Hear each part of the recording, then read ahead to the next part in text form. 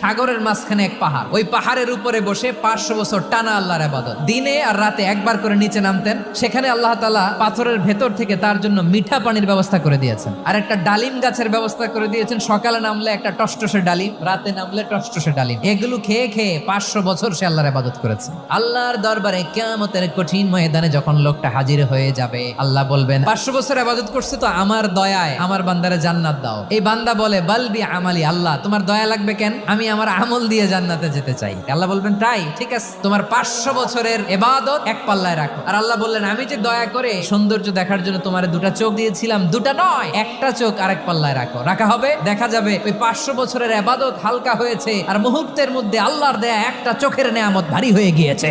ফলাফল দেখো, হিসাব বলে তুমি এখন জাহান্নামে যাবা, যাও এবার জাহান্নামে যাও। এবার লোকটা কাচুমাচু করে বলে আল্লাহ এবার আমি বুঝতে পেরেছি তোমার দয়া ছাড়া দুনিয়ায় কেউ জান্নাতে যেতে পারবে না।